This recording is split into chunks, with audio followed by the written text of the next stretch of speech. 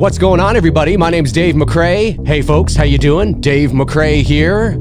It is 11:01 a.m. Eastern Standard Time here, coming at you from Toronto, Ontario, Canada. We're talking Halloween again today. Good old Halloween. I'm ranking all the Halloween credits today. Every Halloween movie, the credits are ranked. Now, there's no right or wrong in this. There's no right or wrong. I mean, this is something that is purely subjective, really, at the end of the day. I mean, you can look at certain things and be like, well, this is probably better because of this. This is probably better because of this. But at the end of the day, this is probably as subjective as you're going to get. So let's just remember that while we're having some fun today.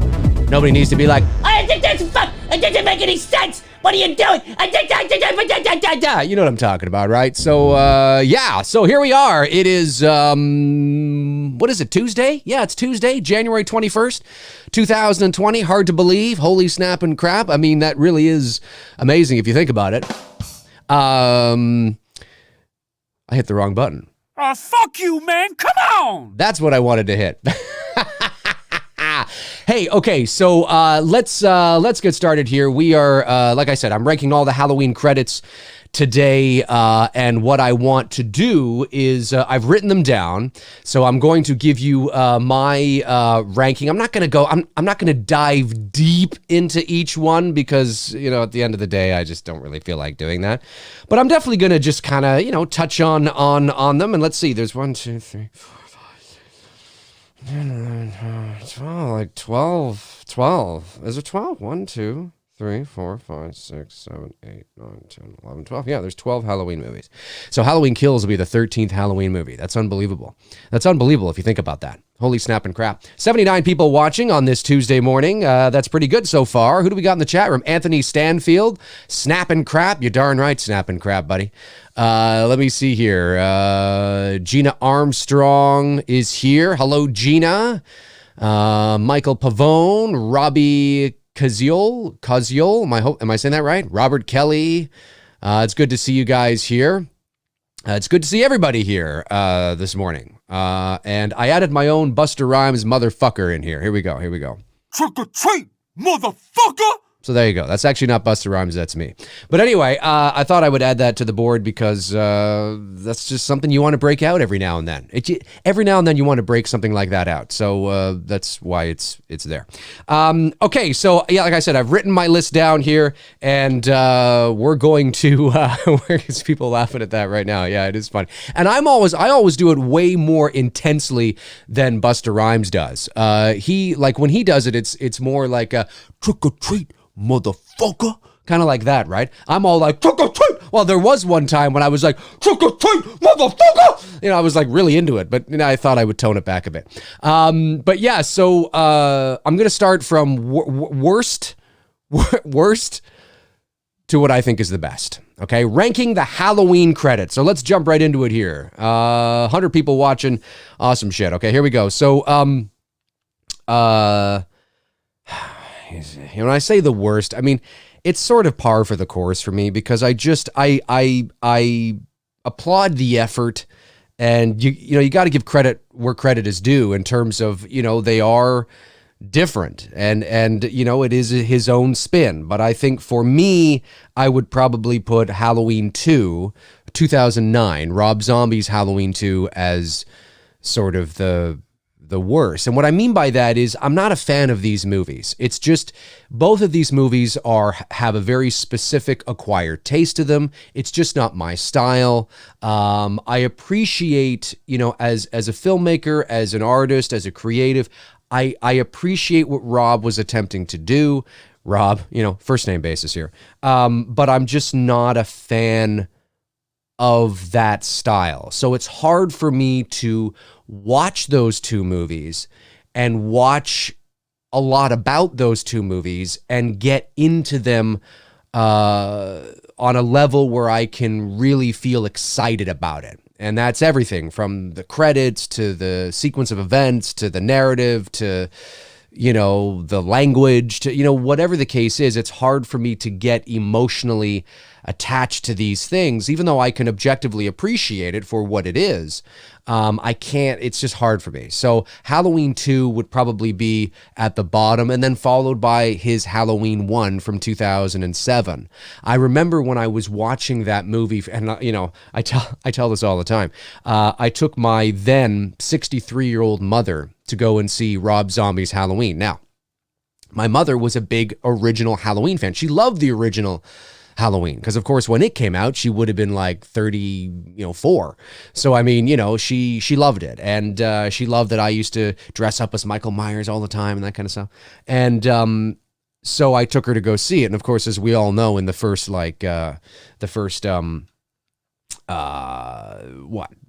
minutes of that movie is, "I'll stole, fuck you, bitch." I mean, it's just, and I'm sitting beside my seat. It's, it was a little awkward.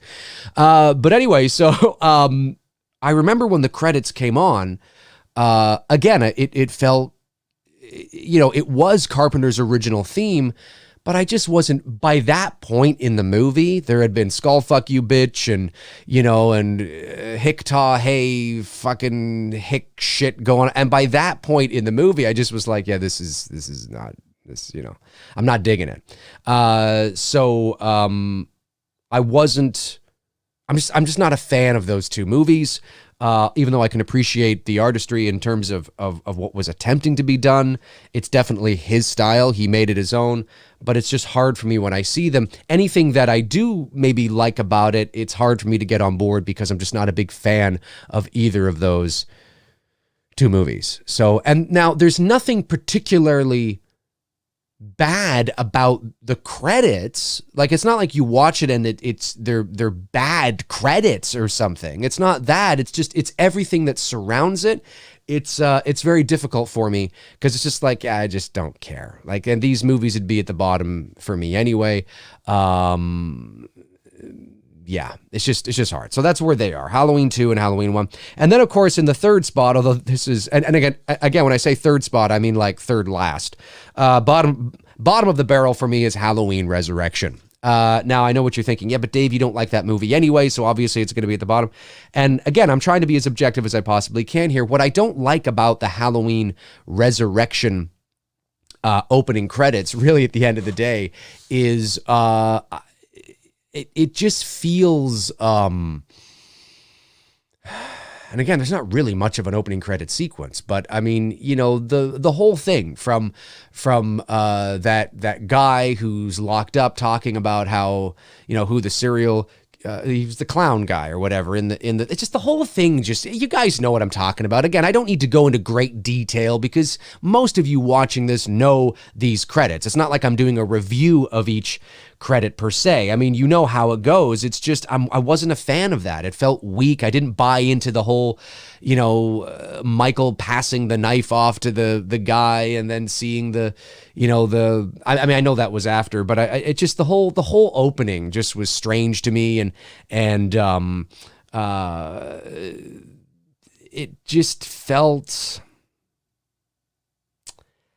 what's the word? It felt, maybe it's the theme. And I know there are some people that really like the theme to Resurrection in the opening, but there was something about it that felt disconnected for me.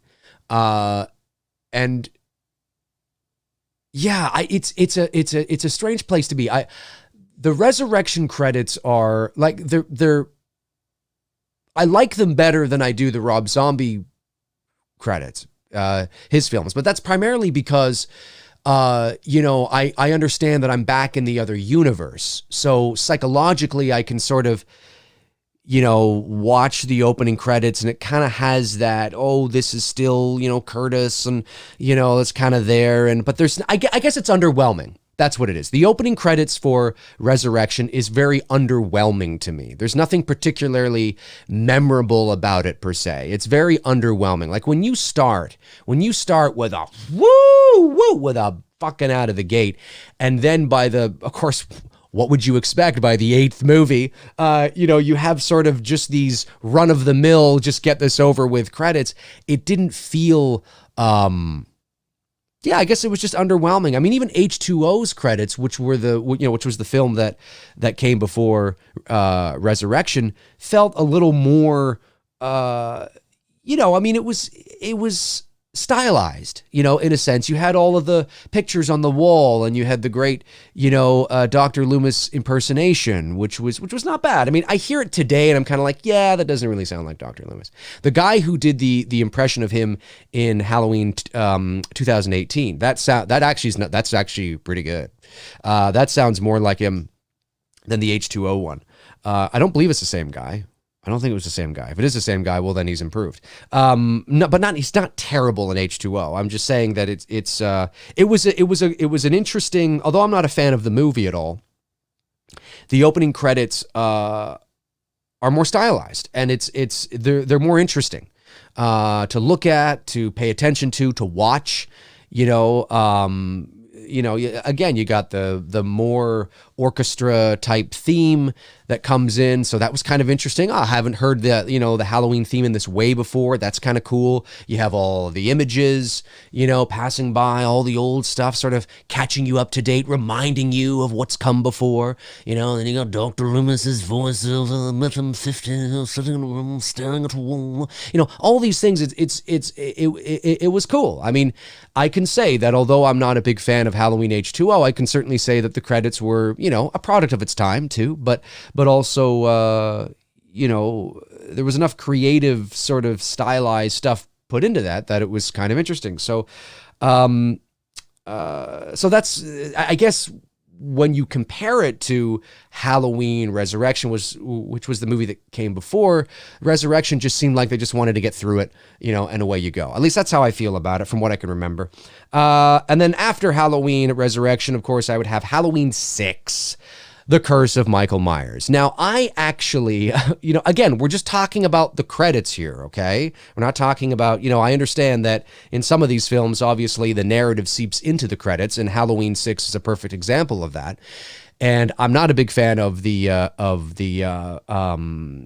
film at all, as you guys know. I'm not a fan. I like it better than Halloween 5, but that's not because I like the story better than Halloween 5, although there wasn't, I mean, you know, it's more of just, I think Joe Chappelle's directing sensibilities for Halloween 6 was more in line with Halloween. Now, it's not like, again, that's relative, right? I think the cinematography in H6 is better. It's more moody and atmospheric. I think they utilize the shape better than they do in Halloween 5. So I can appreciate and watch how it feels more like a Halloween movie than Halloween 5 does. Although there are a few things in Halloween 5 that are Halloweenish. But anyway, so Halloween 6 would be next. So we have Rob Zombie's Halloween 2, Dead Last, followed by his Halloween, then Halloween Resurrection, then Halloween 6. And now, in the theatrical cut, of course, you have Paul Rudd's Tommy Doyle's voiceover. And I would have, you know what, when I watched the producer's cut, which at the end of the day, it doesn't, I know there are people that fall at the knees of the producer's cut. Oh my God, it's so much better, and it's this and that. Well, I mean, there are certain things that are better, but it's still the same story ultimately. So I'm just not a fan of I'm not a fan of the story. I'm not a fan of the cult of Thorn and this, that, and the other. And, you know, yes, the producer's cut gives you more context to certain things and, you know, makes certain things that maybe were left sort of kind of resolved, or, you know, but at the same day, it's still the same story ultimately. So the fact that you have, and of course in the producer's cut, it's Dr. Loomis's voiceover. I think they should have kept that. I think that makes more sense. He's the anchor of the entire series. He's your one constant, as opposed to Michael, of course, but he's that one protagonist constant. And I think it would have made more sense to have just his voiceover. Paul Rudd, we don't even know whose voice it is when we are introduced to this. We just hear this voiceover. We have no idea. I mean, we have no idea that's even Paul Rudd, because in 1995, Paul Rudd was literally a nobody. I think he had done Clueless, but yeah. But I mean, it's one of those things where it's like, who is this guy? I don't even know who this is. Oh, it's Tommy Doyle. We find that out later. Oh, I guess that's the same guy. Now, of course, he does say, you know, I was 8 years old and blah, blah. Like, we know it's Tommy Doyle, but it's one of those things where, like, he does say, who he is, but it's just, I don't know. I just don't think I would have gone with him because we haven't seen Tommy in however many years. And I think Loomis just, his gravitas and his accent and I think what's great about that too is that we've been following Loomis for so many years. And if you were to have Dr. Loomis's voice instead of Paul Rudd's voice as Tommy, and again, I understand he actually does say that I think he says that, right? In the opening credits, he talks about how he met him when he was a little boy or something like that. I think he does. But anyway, and this is no fault of Donald Pleasance, but certainly by Halloween 6, he's 75 years old. He's a well-aged 75. Not everybody who's 75 sounds like he does, but he sounds older and he looks older. He's an older guy, and I think and when you hear his voiceover in the producer's cut, you really get a sense that he is, he sounds older. He sounds like, he's been through shit. He's seen some shit, right? He no longer gives a shit. He gets this, he sounds, and I think that's that connection to all previous movies, right? 1, 2, except for 3, of course, but 1, 2, 4, 5. And I think having his voice there, it's like, wow, there he is. There's that one. Having Tommy Doyle, okay, but at the end of the day, it doesn't, who cares, right? I think keeping Loomis's voiceover in the opening credits would have been better, and it would have felt more organic, and it would have been better for the audience, I think. And then you introduce Tommy, in the actual film. But the reason why it's number 4 on my list, in terms of fourth last, is because there's nothing particularly exciting about it. I mean, you're really being introduced to the whole, cult at that time. And, you're seeing, it just wasn't, I'm not a fan of the story. So when I look at this, I'm kind of like, I can appreciate Loomis's voiceover in the credits, and I can sort of appreciate what Tommy Doyle is saying in the theatrical cut, and how they're trying to make sense of this and trying to justify, what's been going on. But the credits are pretty underwhelming for me. It doesn't have that same punch that you would expect from a opening credits of Halloween. So that's where I would place it. And then after that, for me, fifth last would be Halloween H2O. Halloween H2O. I put that there because again, I'm not a big fan of the movie. I've often said that it looks like Michael Myers walked onto the set of Dawson's Creek, and it's a product of its time, of course, the late 90s.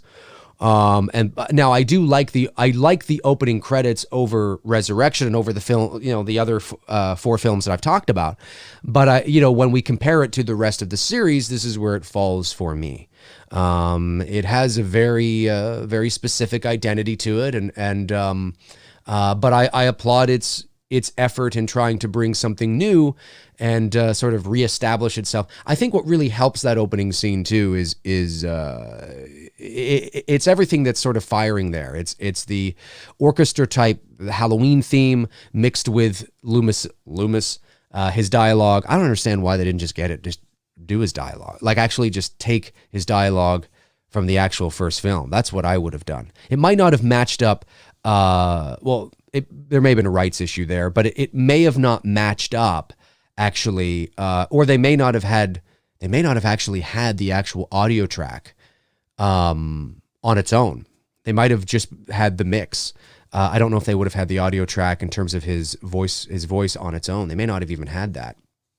So they would have had to have extracted it somehow because it's layered with Carpenter's score in the original film. They might have had to do that. Anyway, there's obviously a reason why they didn't do it, or it may not have matched up. Like his cadence and his tone may not have matched up with the music in H2O, and they needed a bit of a different sort of pacing in terms of that. That's always possible. But I like that. I mean, I like that creative choice. I thought that was cool, and seeing all the images. So that's why it works. It does work, but there's certainly better credit. There are certainly better opening credit sequences. So for me, it falls at number 5. Or I guess we should say 12, 11, 10, 9, 8, 7, 6, 5, 4, 3, 2, 1. Yeah, I guess we should say 12, 11, 10, 9, 8, 7. It falls at number 7 for me. I guess I should say it that way. Why the hell I've been saying it the other way, I have no idea. My apologies. So yeah, a number 7 for me. Oh, sorry. No, 12, 11, 10, 9, 8. 8. Excuse me, 8. At number 8 is Halloween H2O. At number 7 for me, at number 7 is... Can you guys take a guess at what number 7 is for me? So we've done 12, 11, 10, 9, 8, 7. What do you guys think is number 7 for me? Let's see if the chat room has it right, ladies and gentlemen. Luke Joel says, I would love to see Danielle Harris back in another one. Fascinating. Look at all these people. But holy shit, you guys are right. You're bang on. You guys know me well. Halloween 5. Yes, Halloween 5 is my number 7. And this is a opening credit sequence that I actually quite like. Despite the fact that I think the movie is dog shit. Now that doesn't mean that there isn't one or two things that I like in the movie, but the movie's just absolute garbage. But I will say that yes, Halloween 5, The Revenge of Michael Myers, 1989, is number 7 on my list, going down to number 1. But I do like, I gotta say, I've always appreciated the opening credit sequence of Halloween 5. Now, I don't know who the hell this is supposed to be carving this pumpkin. Okay, but I really appreciate it's a cool opening credit sequence, mixed in with the, eventual sounds from the ending of Halloween 4. And then all of a sudden, as the cars go by, the pumpkin is conveniently situated like on the side of the road. It kind of looks like they did that a little bit. You know what I mean?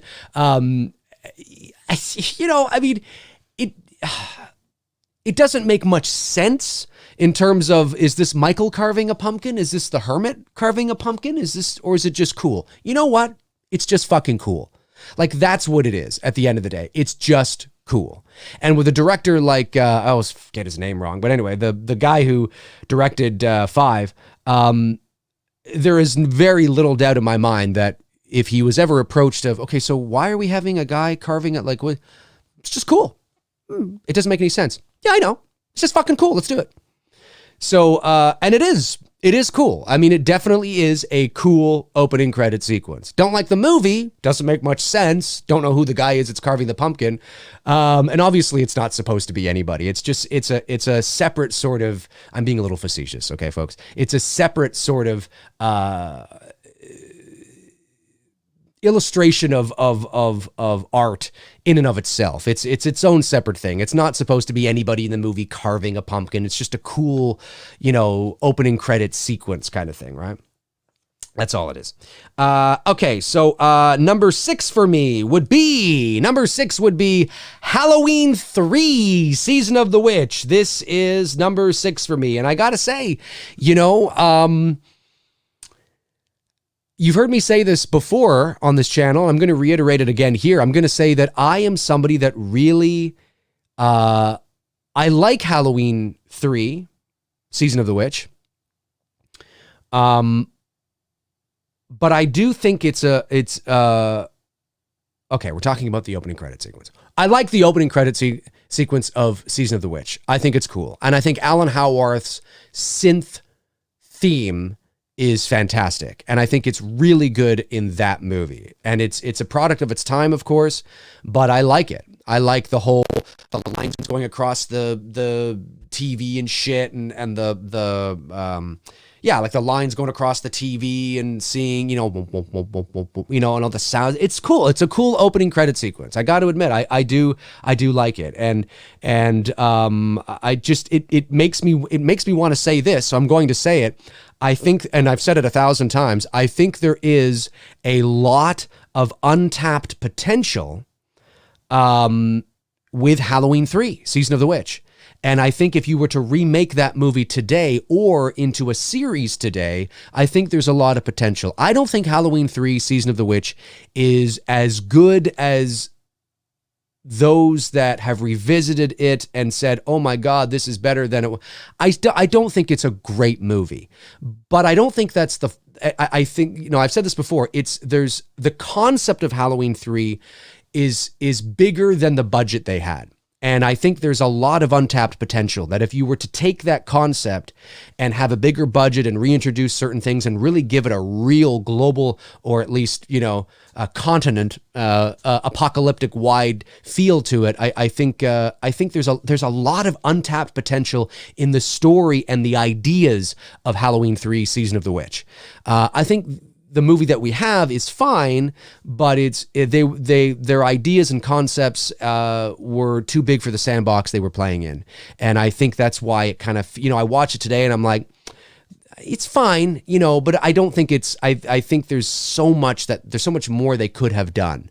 And that's my overall sort of general feeling with Halloween 3. But I will say that it would fall at my number, what am I here at? 12, 11, 10, 9, 8, 7, 6. At my number 6, the opening credit sequence for Halloween 3, because it is pretty cool. And it's its own standalone thing. So you don't have to compare it to the rest of the series, right? Like you don't have to say, well, you know, the thing that came before was better. Oh, the thing that came before. You don't have to compare it to the rest of the series because it's its own, right or wrong, better or worse. You don't have to do that, or at least you shouldn't do that because it is its own separate thing. And if Halloween 3 Season of the Witch was its own movie and there was no, like if there was no series, you know, and that was the only Halloween movie we had per se, that's a pretty fucking cool opening. And you gotta credit. I mean, that synth, man, is just, it's cool shit. It's cool. It was cool in 1982, I believe is when it came out. It's cool today. You know, I mean, maybe there was a part, maybe a block of time, maybe in the late 90s, early 2000s where that music would have been like, meh, you know. But I mean, synth is cool again, you know, and it's been cool again for quite a few years. And I don't even really think it's gone away per se. So it's a cool opening. Yeah. No doubt about it. All right, 12, 11, 10, 9, 8, 7, 6, 5. My number five. Thanks for the super chats, guys. Really appreciate it. I'll get to them when I jump over to the Q&A here. I also see that Tony Michael is in the chat. Hey, Tony, how you doing, buddy? Great to see that Tony is checking in and seeing how everybody's doing. So number 12, 11, 10, 9, 8, 7, 6, 5. My number five on my list.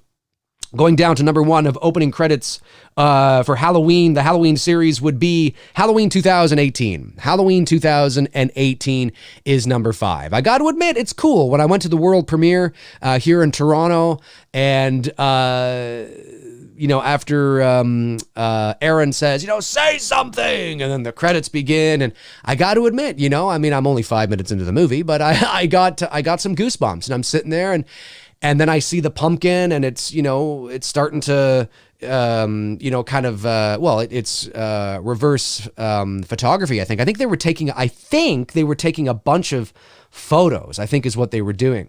But anyway, so it was really cool to see that, you know, reverse. And of course, the symbolism around that, of course, is just that Halloween is back.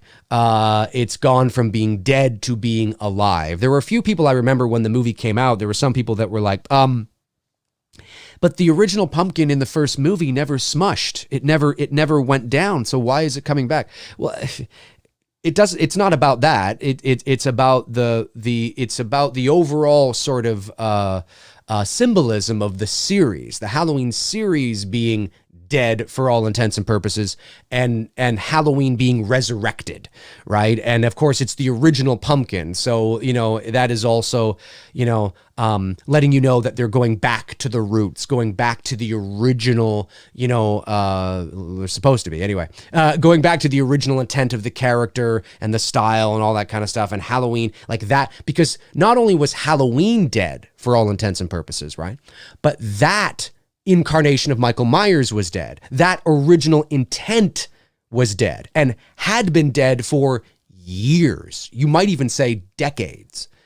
And so to resurrect the pumpkin is symbolic of resurrecting Halloween, but it's also symbolic of resurrecting that Michael Myers, that version of Michael Myers. So when I watched the opening credits, I remember thinking this is really cool. My only beef with the opening credits for Halloween 2018 really would have been, I think, and again, this would have maybe the credits were going by too fast. It was like borderline end of a sitcom from the 80s for me, where the credits are, doing this and then this and that. It wasn't that fast, obviously. But it was just a little, I would have liked to have slowed the credits down a bit, maybe had more time with it. It's fine. I mean, it's just totally nitpicking. But when you watch the opening credits to John Carpenter's Halloween and you watch the opening credits to David Gordon Green's Halloween, Green's credits are moving at quite a clip. In comparison to. Now, obviously, there would be timing reasons for that. But that is something I noticed, and it would have been nice for me to kind of slow that down a little bit and just have more time with this opening and really feel it, it's the Halloween purist in me. But it was cool. It was definitely cool. I mean, for sure, it was unique. It was different because none of us knew going into Halloween 2018 what exactly was it going to be. Like, we had no idea. How is it going to open? What are the credits going to be like? I remember, and you guys remember this too, when we were talking about this, that was one of the things we were all speculating on. What was it going to be? Holy snap and crap. And then, of course, I was fortunate enough to see it at the world premiere here in Toronto, and I kept my lips shut for another 6 weeks before you guys had a chance to see it because I didn't want to ruin it for you. Okay, so that's, here we go again, 12, 11, 10, 9, 8, 7, 6, 5. That's number 5. Okay, my number 4 is, wait a minute. Did I mess that up? Wait, what am I leaving out here? I think I might have messed that up. I have Halloween 3 written down here again, and I don't know why. I think that is supposed to be, that is supposed to be, wait a minute, what ones have I missed here? Hang on a sec here. Halloween 1, and then 2, and 3, 4, 5, 6. Maybe I got one too many here. How many are there? There's Halloween 1, 2, 3, 4, 5, 6, H2O, Resurrection, Rob Zombies 1 and 2, and then the Halloween 2018. That's my problem. I've been counting 12 back, and it's only 11. Somebody's going to put that in the credits. Dave, there's there we go. That's right, Bobby. Yeah, that's right. There's 11. That's right. That's what I've had. I put Halloween 3 twice down here. That was the problem. So, okay, so that makes sense. Thanks, everybody. I'm sure somebody mentioned that probably earlier in the stream. I'll make a pin post about that so people are not, Dave, it's this. It's the Dave. Oh, Dave, come on! Dave! He's not hearing me. Dave, there's 11! There's 11, Dave! Fuck, he doesn't shut up. He keeps talking. Oh, damn, he did it again. He said 12. Dave, there's 11! Dave! Okay, so that means my number 3 then, not number 4. My number 3 would... Dave! Holy shit, he's not hearing me! I've typed it 17 times! Dave! Fuck! Dave, I can't take this! I can't take him saying that there's 12 when there's only 11! This is blasphemy! Okay, so, yeah. I lost count, that's right. That's so many, I lost count, that's right. Okay, so not my number 4, my number 3. So let's quickly recap here. Okay, so Rob Zombie's Halloween 2 is 11. His Halloween 1 is 10. Halloween Resurrection is 9. Halloween 6 for me is 8. Halloween H2O is 7. Halloween 5 is 6. Halloween 3 is, Halloween, wait. 11, 10, 9, 8, 7, 6. Halloween 5 is 6. Halloween 3 is 5. Halloween H2O is 4. And Halloween, and then my third. I should have written numbers beside these.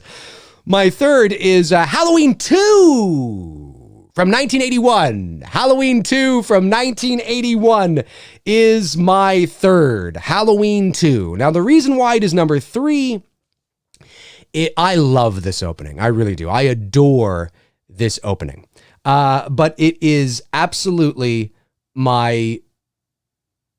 it could have been number 2. It could have been number 2.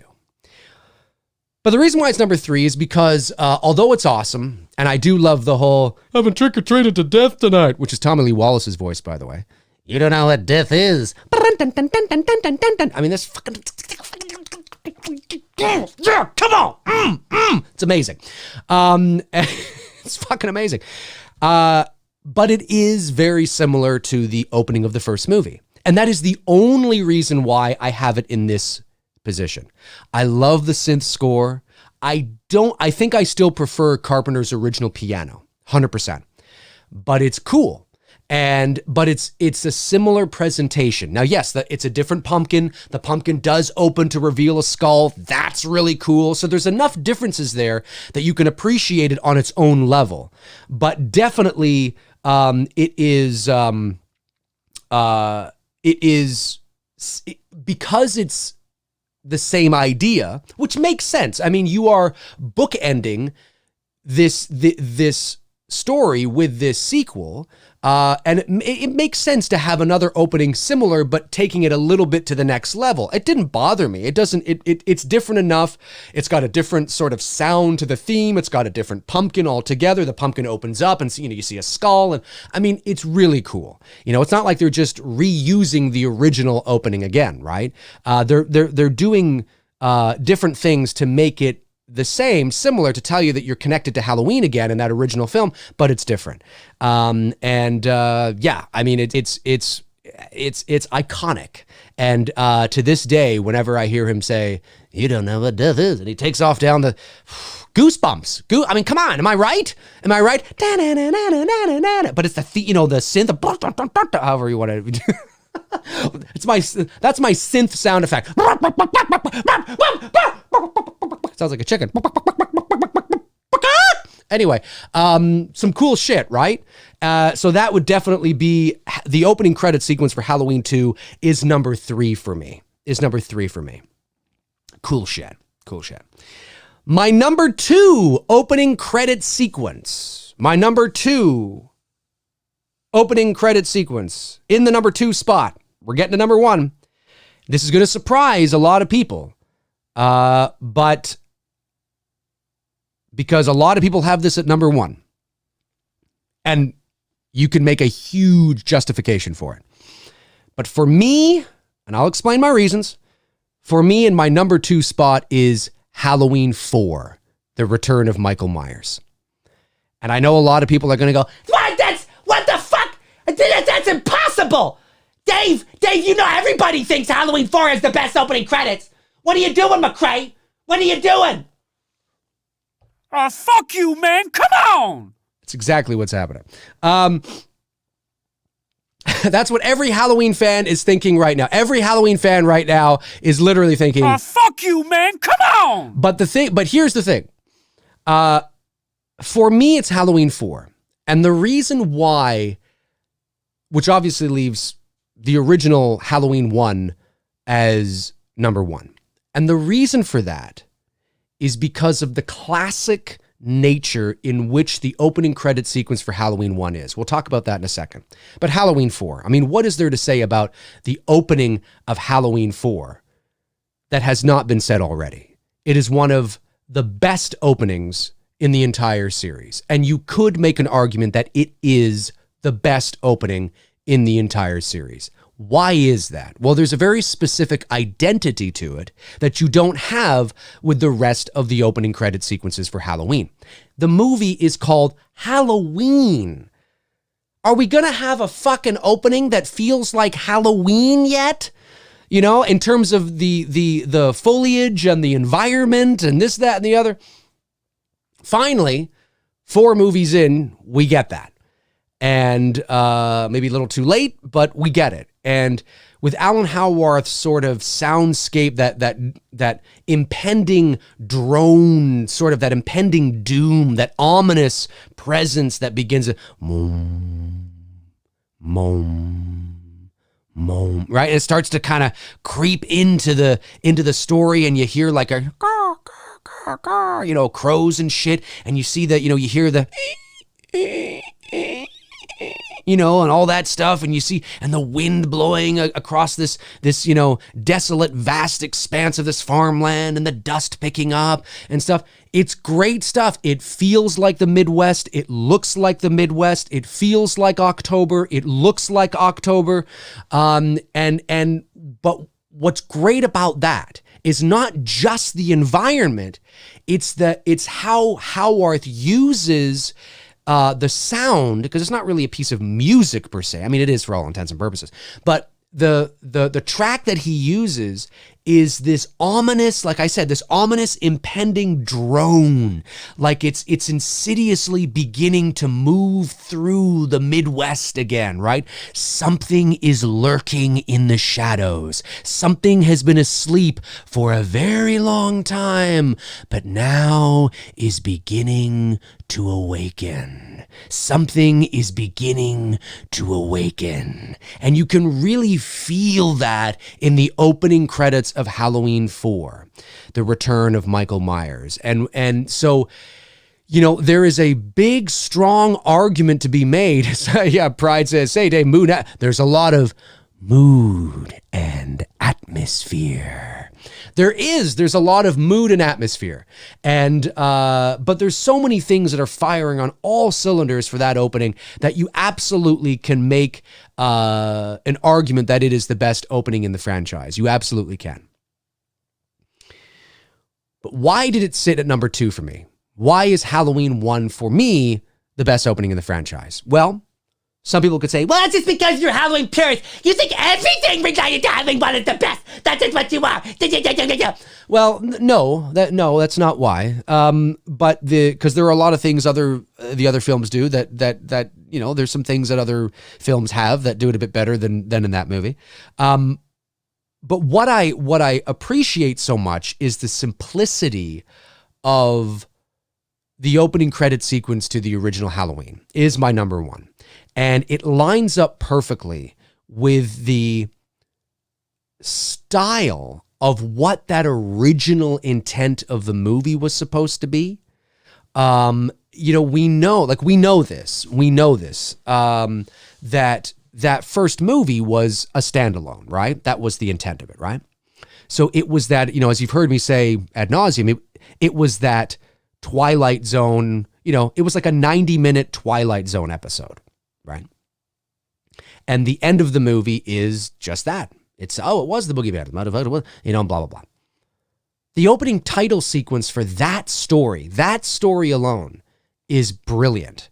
Just this black screen and this lone pumpkin sitting in a distance, slowly moving towards the camera. The jack-o'-lantern, excuse me, not just a pumpkin, but a jack-o'-lantern lit up by a candle, moving on it's kind of, I think it's on the left side of the screen, is it? Yeah, because the credits are coming on the left, or yeah, the credits are, yeah, so the pumpkin's here on the left side, my right now, but your left, and the titles are coming up on the right. And we're slowly tracking in on the pumpkin with this amazing score that we've never heard of before. It is creepy and ominous, and just the simplistic nature of not just the creative decision of what to do, but just the tracking shot and moving up onto its eye. You know what I mean? And it's just, it's iconic. And you don't need the fall foliage in that opening film, or in that opening credit sequence to sell what you're selling. You know, it was very apparent what this was, you know, and for me, it's just, it's so iconic, so unbelievable in terms of its impact that it's had. It's difficult to place it anywhere else when you're looking at it in relation to the film that is being presented after it. And so for me, that's why it sits at number 1. But there is an argument to be made that if you want to take it a step further, you can put Halloween 4, The Return of Michael Myers, in the number 1 spot, 100%. But if you look at just what Halloween is, what it was supposed to be, it's an incredible, it is very, almost not quite, but it's got a little bit of that film noir. It's just creepy as fuck. I mean, this movie could easily be, it's just, it feels very, I mean, it was 1978, so it is an old film. But even in 1978, that title sequence was very, what's the word I'm looking for? Very sort of almost surreal in some ways, but not entirely. it's the simplistic nature of the pumpkin sitting there.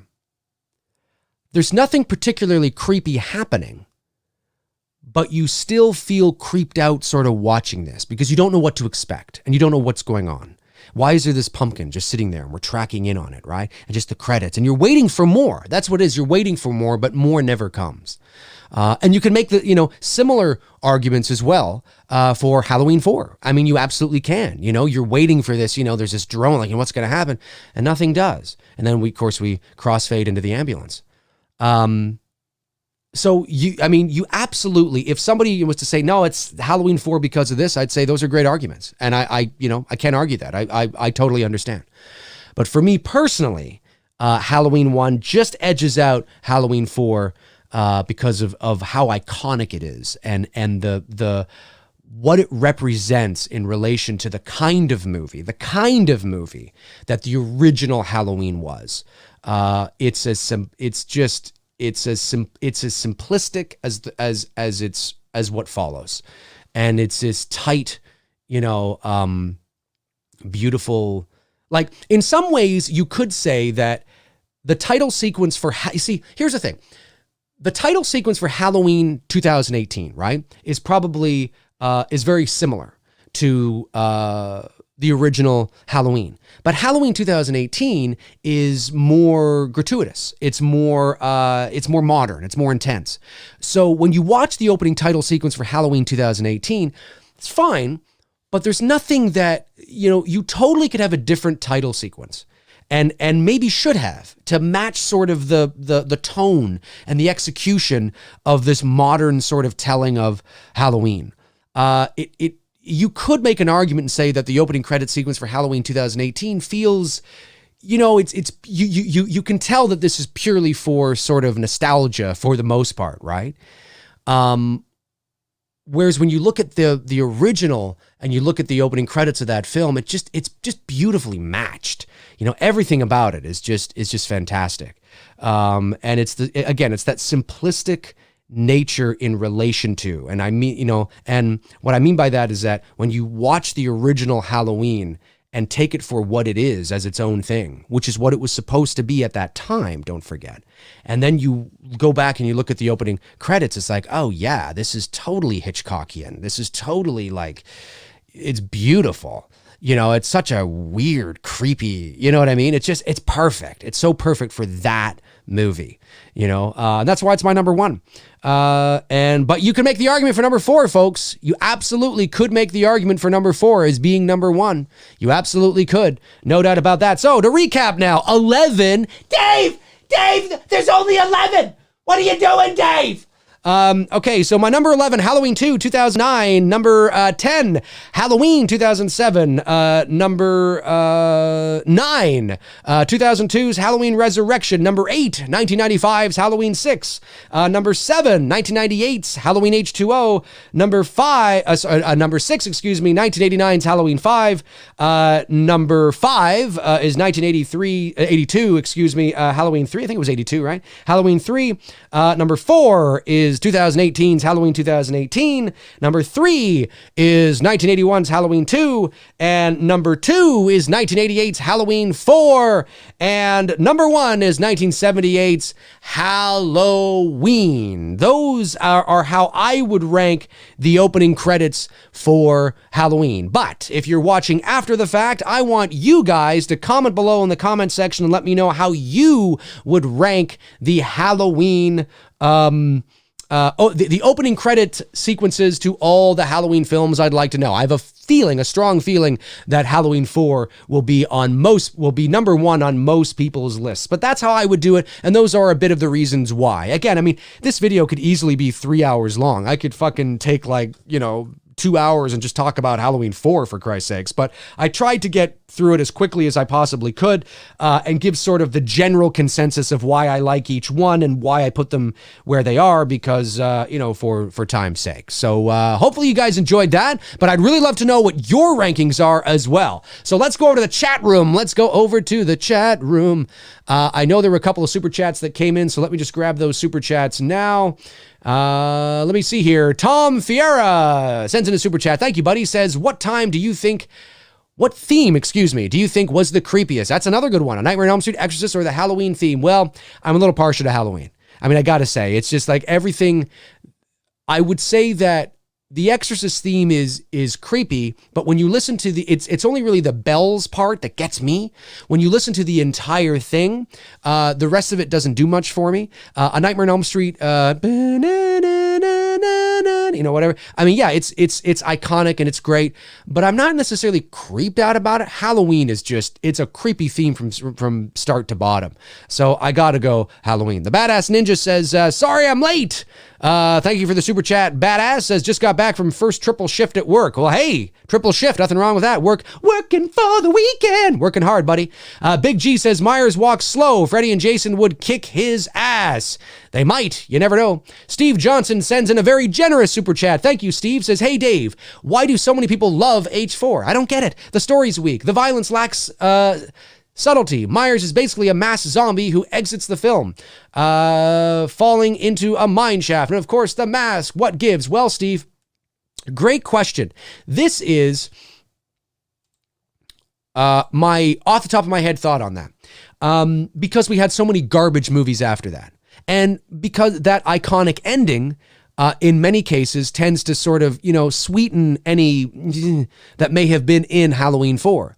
Halloween 4, when you compare it to the rest of the sequels, the Michael Myers sequels, in most people's, maybe not in your opinion, and that's okay, but in most people's opinion, I think it's kind of like, well, when you look at 5, when you look at 6, and, when you look at Resurrection, and H2O maybe not, because a lot of people really love that movie, even though I don't.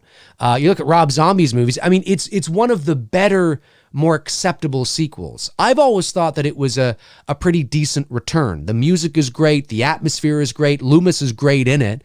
I love the idea of, if you are going to carry on the story of the family ties, then I do like the fact that and you're going to kill Laurie and introduce this new character. Okay.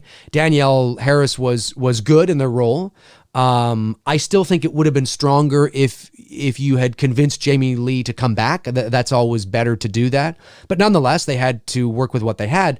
And when you look at the environment and the atmosphere, it doesn't hold a candle to the original, of course, but you can definitely tell when you watch Halloween 4, you can certainly tell that the DP and the director were doing the best they could. When I say DP, folks, I'm talking about director of photography, okay? Get your minds out of the gutter. When you, I just watched Dolomite Is My Name the other day, and there's that scene when Wesley Snipes turns to Eddie Murphy and is like, so who's the DP? And Eddie Murphy's character is like, excuse me? Because he's thinking something else, right? Just funny. Anyway, so it means director of photography. So when the DP and you can certainly tell that the DP and the director were doing the best they could to utilize the essence and the flavor in terms of its lighting, like the original. So there's a lot of low key lighting. There's a lot of blues. There's a lot of not blues as in like as blue as my bottom bar there, but blue in it's that bluish white, right? So it's that pale blue sort of white that gives that sense of cold and that sense of moonlight or a very cold environment. You can see that right through the night scenes of Halloween 4. That's something I quite liked. The mask, of course, is always an area of contention. The mask is garbage, but I've actually come to appreciate the mask more over time because I can sort of watch it on its own merits in terms of, well, if it really was 10 years later, what are the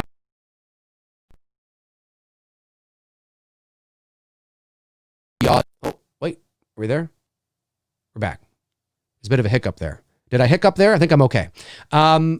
What I was saying is that the mask from Halloween 4, which is always an area of contention for some, I actually, over the years, have come to appreciate the mask a lot better.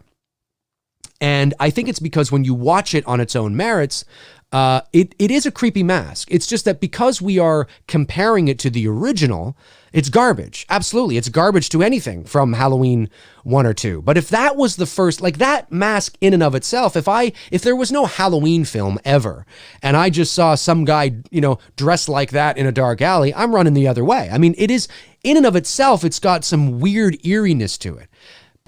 But in relation to what's come before, it's just not going to live up to it. And had they actually had the original Shatner mask in Halloween 4, it would have elevated that movie unbelievably. But yes, I mean, if you were somebody that doesn't like the story, well, I mean, that's acceptable. And I understand that, because obviously the more sequels you make, the more things you have to open up. And maybe I don't want to speak for you, but maybe you're somebody that's like, why the hell, his niece now? Oh, his niece now. I get it. It seems like, okay, and I understand that. And falling into a mine shaft, which I think is what it was, the end of part 4 wasn't an issue for me of him falling in there. It was what Halloween 5 did afterwards. Halloween 5, of course, showed his process of escaping. We were supposed to believe that he was in a coma for a year, not eating, not shitting, not peeing, completely normal and fine for a whole year, lying on a fucking slab of concrete. It's part 5 that ruins any sort of potential that 4 had. 5 ruins it, because I don't believe in what 5 was selling. I can't suspend my disbelief that far, because that doesn't make any sense. And then we see his process of him escaping and all. It's just strange. But 4 is one of those things that the story's weak, the violence lacks subtlety. Well, the violence through all the film. You could say the same thing about Halloween 2 from 1981. There's no subtlety in that either. It's more subtle than Halloween 4 per se, but in Halloween 2, it's not subtle. It ain't subtle. You got a lot of blood in that movie. You got a lot of stabbing in that movie. You got a lot of very, we see shit, which was one of the complaints that a lot of people had way back in the day, going from the Hitchcockian sort of, theater of the mind of the original to Halloween 2. So, I agree with what you're saying. Obviously it comes down to personal taste, but I think ultimately the reason why people have an affection for part 4 is because there's more to like. There's more potential in part 4, and more certain things that had a lot of potential to grow than in any of the other Halloween films. And I think that's why, you go back to 4 and you're like, they started something pretty cool there, and then you know what I mean? So that's what I think. Anyway, off the top of my head. Super chat, let me see if I say this right. Rikia Fleming, am I saying that right? Oh my God, first time catching you live. I have work in a few, so I'll be watching when I get off at 11 p.m. Very cool. Well, thank you so much for supporting the channel that way. Really appreciate it. Have a great day at work, and don't work too hard. As they say in life, what do they say in life? What am I trying to find? All my windows here. They say, take life seriously, but don't take it too seriously. That's what it's all about, folks. Let me see here. Super chat comes in from Vanderhoff66FU. Thank you very much for the super chat, buddy. Really appreciate it. Kevin Morris says, spamming that question isn't the answer. Spamming that I don't know. Is he talking to me? Is he talking to somebody else? I don't know, Kevin. Speak up. Speak up, Kevin. Say what's on your mind, buddy. The Film Addict says, hey, Dave, in your opinion, which Myers actor had the weakest performance? I say the H2O Myers actor. Which Myers actor had the weakest performance? Well, that's a good question, because obviously it's very subjective at the end of the day, but we do, since Nick Castle, here's the irony of it all. Nick Castle wasn't doing anything particularly intended, if you know what I mean, in terms of, he wasn't thinking about anything, right? All the Michael Myers actors that came after Nick everybody, whether they're doing their own thing or not, have attempted to sort of either emulate Nick's essence or, do whatever. But Nick was just walking. He was just being himself. If you've ever seen Nick Castle at a convention get up and walk from point A to point B, it looks like Michael Myers walking from point A to point B from the original Halloween. Like, it literally does. Maybe a bit older now, but it certainly does. You put a jumpsuit and a mask on him, it's like, oh my God, there he is. I mean, he's just walking. And that's what John Carpenter said to Nick Castle. Nick Castle said, hey, John, how do you want me to walk here? Like, I'm the killer. So like, you want me to walk or like, what do you want me to do? And John Carpenter famously said, I just want you to walk. Just walk across the street. Just be you, just walk across the street. He's like, that's it? He's like, yeah, that's it. And Carpenter, of course, famously said years later in a quote that I had him walk like a man and not a monster to make him scary. I'm paraphrasing that, but it was something like that.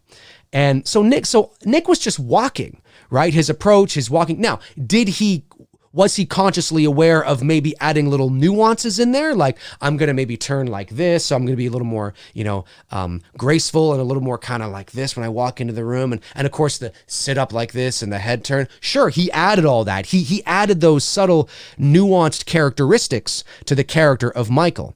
And then everybody afterwards has sort of just been trying to do their own thing. So, but it's ironic in a way because ultimately Nick was just being himself, and now it's like people are trying to pretend they're Nick, which is kind of funny in some ways. But I would probably say the weakest performance, if we're comparing it to what Nick Castle has done, I would probably say, and that's how I'm going to answer this. And I don't think this is the weakest performance, but again, it's in relation to. I think it's probably Dick Warlock. And what I mean by that is, I know people are probably going to go, what? No, come on. Nuance people here, right? Understand what I'm saying. When you look at what Nick Castle was doing, and then you look at what Dick Warlock, now that's the same guy, the same man, 20 minutes later, right? We're not years later, right? It's the same night. He's very different. And that's no fault to Dick, because he's even said that I asked Rick Rosenthal, like, how do you want me to walk? Nobody on set seemed to really care. I wasn't really given any sort of direction. It wasn't just go out, So on his own, Dick was like, well, I'm going to add a bit of I want to make it my own. So and he should not have been allowed to do that. To keep continuity and consistency, somebody should have stepped in and said, hey, Dick, or, Richard, I don't know if they call him Dick, but, hey, Dick, we love what you're doing. Cool. But because this is literally 25 minutes later, we should try to sort of emulate here what Nick was doing. So just walk. I mean, you don't have to look exactly like Nick, but if Nick's just walking down the hall and you're walking down the hall, it'll seem more organic, right? I mean, maybe there'll be some subtle differences, but it's more believable that it's the same guy rather than all of a sudden he's this robotic, very sort of, and he's walking down the steps like this and he's doing this almost like Frankenstein or something. That didn't, when you watch the two movies back to back, it's strange. So I would say that in relation to the bar of where everybody seems to place the Michael Myers performance, it's probably Dick Warlock. Because his is the most robotic and the most sort of zombie-like. Whereas when you get to George P. Wilbur and you get to Don Shanks and you get to, James Jude Courtney and you get to Tyler Mane, they're not very zombie-like. Like they're not that robotic sort of, they don't necessarily, they're not.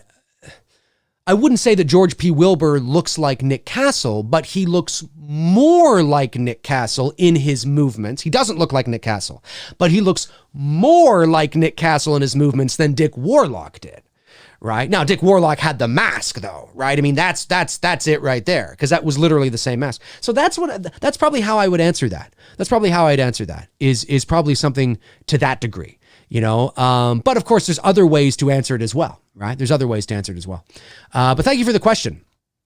All right, super chat comes in from Brandon Barry. Thank you, buddy. Dave, saw Bad Boys 3. I was thinking how organic it was for a sequel and love that for Halloween Kills. Thank you for the super chat, Brandon. I have not seen Bad Boys 3. I have not even seen Bad Boys 2. The last Bad Boys movie I saw was the original, which I believe was back in 1995, I think. That's the last Bad Boys I saw. But thanks for the super chat, man. I'm glad you enjoyed it. And if you feel it's sort of kind of a same kind of thing, well, it works for you. That's awesome. That's cool. Striker87 says, do you think Jamie Lee Curtis will barely be in the next movie to save her for Halloween Ends? Maybe. I still believe that and again, I could be wrong on this. I think most of Jamie's scenes, Laurie's scenes, will be in the hospital. I think she'll be in the hospital recovering. I think that's where Brackett will be. I've thought that for months and months. And I think that Tommy and Lindsay and Marion and Karen and Allison, they'll be out on the streets searching for Michael, and then Michael eventually finds his way to Haddonfield Memorial, and that's where shit hits the fan, setting up for the final installment. That's what I think, but I could be way off on that. Let me see here. But DMT Infinity says, Dave, you should make your own ideal version of Halloween intro on your channel. Yeah, I might do that. I want to talk more than just about Halloween, right? I love talking about Halloween, as you guys can see, but I also want to have an intro that's sort of more neutral. Tony Michael says, poor Dick can't get no lovin'. Oh, Tony Michael, ladies and gentlemen. He'll be here all week. Tickets on sale now. Let me see here. Robert Kitzmiller says, Dave, what's your favorite Laurie moment in the series? My favorite Laurie moment in the series. Man, that's really good. It's definitely going to go back to the favorite Laurie moment in the series. Favorite Laurie moment in the series. Wow, dude, that's a really good question. I'm trying not to look at the chat room because I think people are gonna start talking about theirs. I'm going to say that my favorite Laurie moment in the series would probably be Laurie moment in the series. There's a lot of them, but the one that pops into my head, of course, and it's a Laurie and Michael moment, because there's very few Laurie moments that aren't Michael moments. I mean, there are, but would probably be a toss-up between when she sees Michael at the bush. I think that's just so iconic. It's just so downright creepy and eerie and unexpected. And her seeing him amongst the laundry sheets, I think that's really creepy as well. And then, of course, her seeing him for the first time in a few hours in Halloween 2, when she's sort of dazed and confused and she sees him and he's got the nurse up like this and the nurse falls to the ground and then this chase ensues. Those are all great Michael moments as well. But like I said, there's very few Laurie moments that aren't Michael moments. If it's just a Laurie moment, that sort of encapsulates everything about Laurie Strode, and it's just a Laurie moment, it's only her, I would probably say... not only her, because a few other people in the scene, I would say the two would be when she bumps into Sheriff Brackett. Excuse me, Laurie. Have you ever noticed that Sheriff Brackett does that? He does that, excuse me, Laurie. He's got like kind of a creepness to it. Have you ever noticed that when she's like, oh, like this, and he goes, excuse me, Laurie. He's like swaying a little bit. I'm overdoing it, but he's swaying a little bit. It's very, very creepy. He's got like this whole like, excuse me, Laurie. It's very, very creepy. Anyway, so love you, Charles. I would say that and she says, oh, I'm sorry, Mr. Brackett. Excuse me, Mr. Brackett. Like, you really see the vulnerability and the innocence of her. Yes, sir. Yes, sir. You know what I mean? She's very, well, I guess everyone's entitled to one good scare, huh?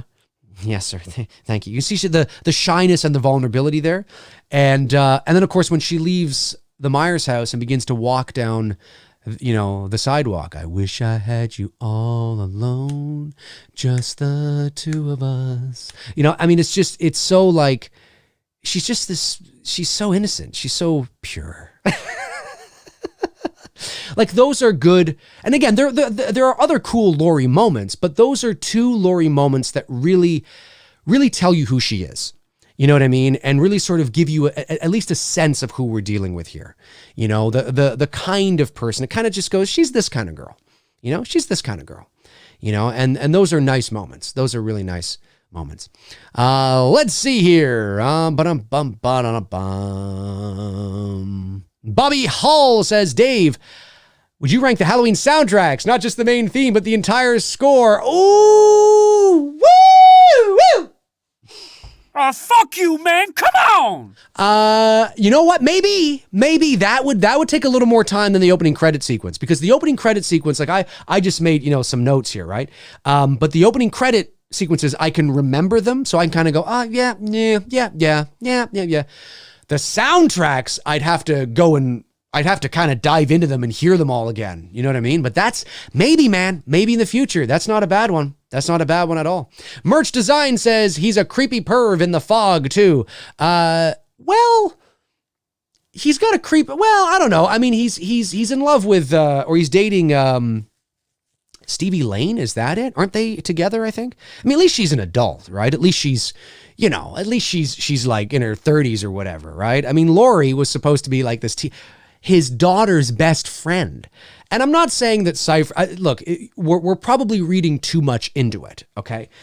The way that he goes, oh, excuse me, Laurie, it's because he's adjusting himself because they bumped into each other. When I say adjusting himself, I mean like his belt, right? He's like, oh, and he's got his belt, he's got his, gun belt there, and he's like, oh, excuse me, Laurie. But ever since I was a kid, I used to think the cartoon satirical version of that would be like, excuse me, Laurie. There's just something, I don't know. It's just kind of funny. But yeah, I totally know what you mean. Tiffany H sends in a super chat. Thank you, Tiffany. I just want to hear Dave sing, Oh, Paul. Oh, Paul. Oh, Paul. I give you all. No keys, but please, my Paul.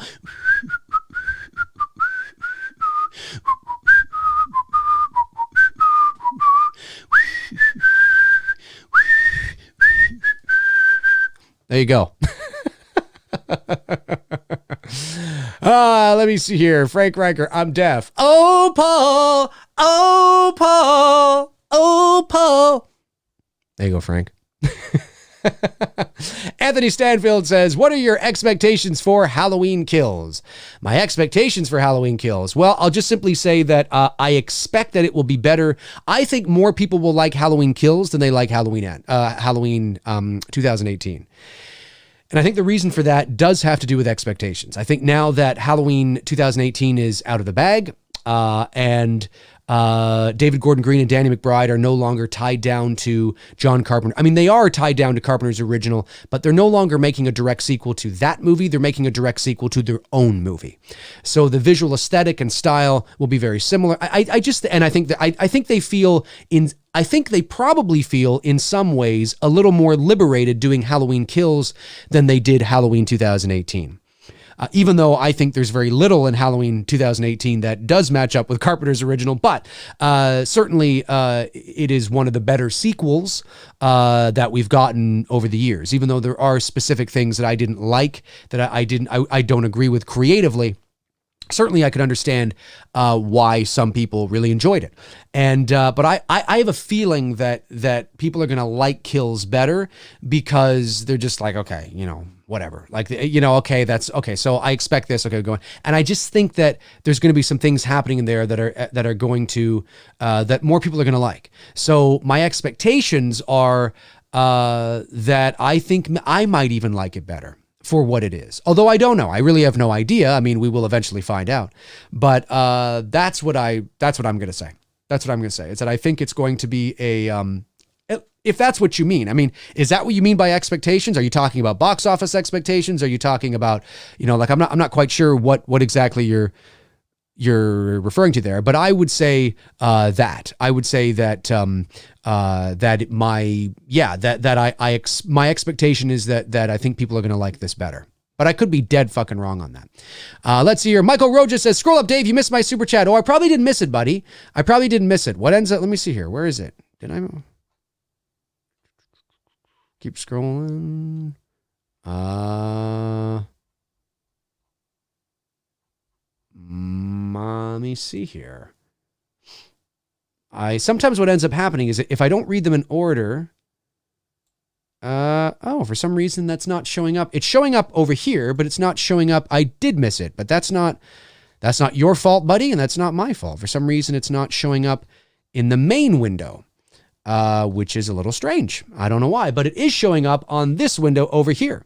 So, okay, cool.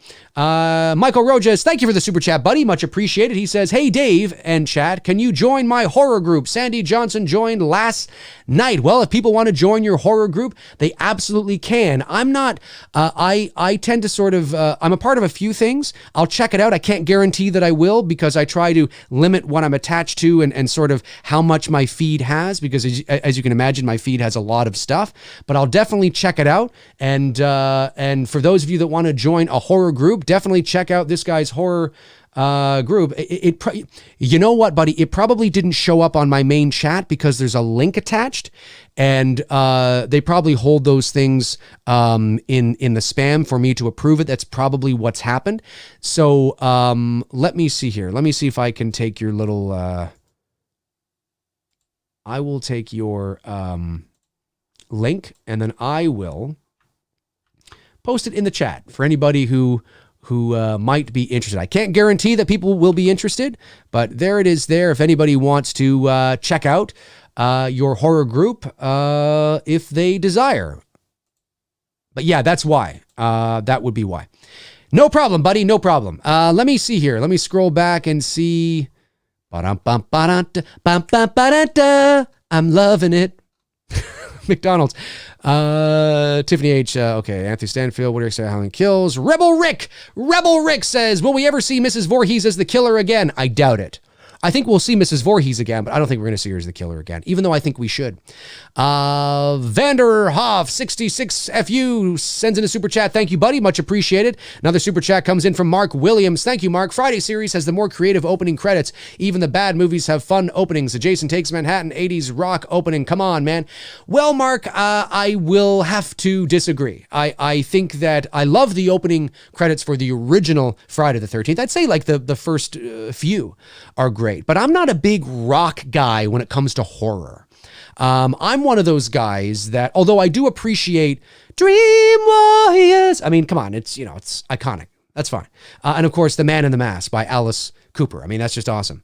But I'm somebody that ultimately doesn't like rock in horror because it takes me out of the movie. And I'm somebody that, like, I would never end a horror movie. Now, again, there are exceptions, because if the song is really good and it really, you know what I mean? Then there are exceptions. There's exceptions to every rule, right?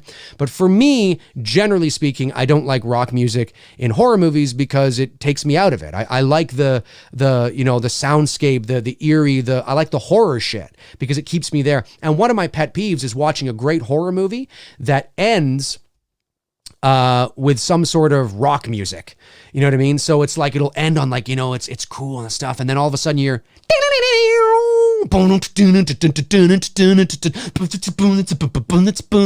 and the credits are rolling, say, I know that, whatever.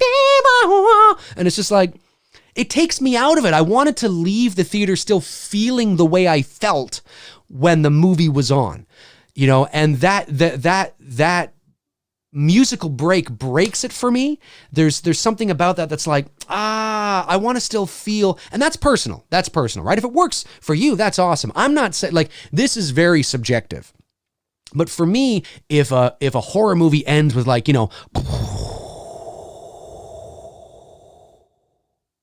I want then the credits to roll like,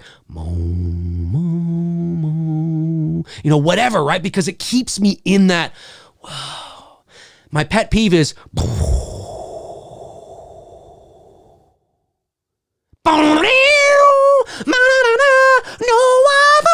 And it's like, it takes, sorry if I blew everybody's ears off there, but it just kind of takes me out of it. And I'm just like, I'm not a big fan of that. So I would say that for me, rock music is not something that I like in horror movies, generally speaking. And the opening credits series, I would say that the opening credits for Friday the 13th, I mean, the first few Friday the 13th, the first like 3 or 4 are pretty similar to each other. But definitely, if that works for you, Mark, I think that's awesome, man. I think it's awesome. Steve Johnson sends in a super chat. Thank you, Steve. Says, playing off the other question, what is John Carpenter's best moment in Halloween? John Carpenter's best moment in Halloween. From a directorial I think Carpenter's best moment was his creation of the soundtrack. Because I think it is that music. Listen, I'm not trying to take anything away that Carpenter did in terms of his directing sensibilities and his creative decisions when it came to the execution of Michael Myers. But let's not kid ourselves here. What takes that first movie to a whole new level, beyond anything that, would have just, fallen by the wayside, is the soundtrack. Because the soundtrack is a character in that movie. You can watch a lot of horror movies today, and the sound, you're aware that the movie has creepy music in it. You're aware of that.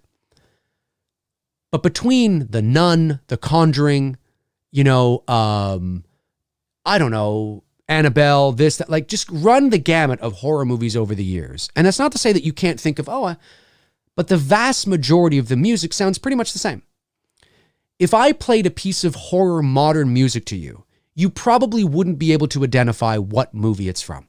You might be like, that sounds so similar. But because a lot of horror movies today use soundscapes, which are not really identifiable pieces of music, they're just sort of, noise and sounds and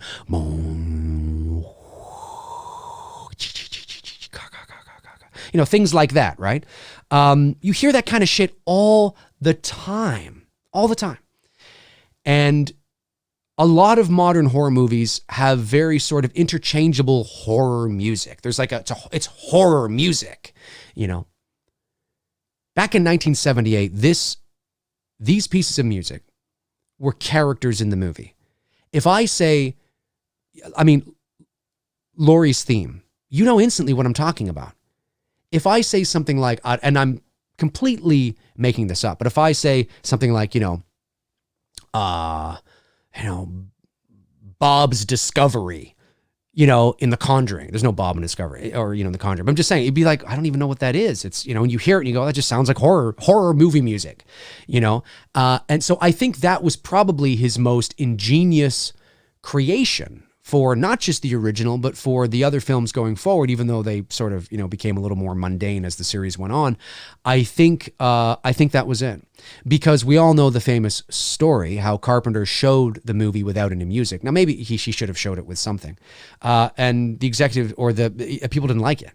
And then he puts the Halloween music in, all of a sudden it takes it to a whole new level. That is Carpenter's greatest contribution to Halloween. Yes, he created Michael and the Mask, but the Mask was purely, the Mask was, they fell into that really at the end of the day.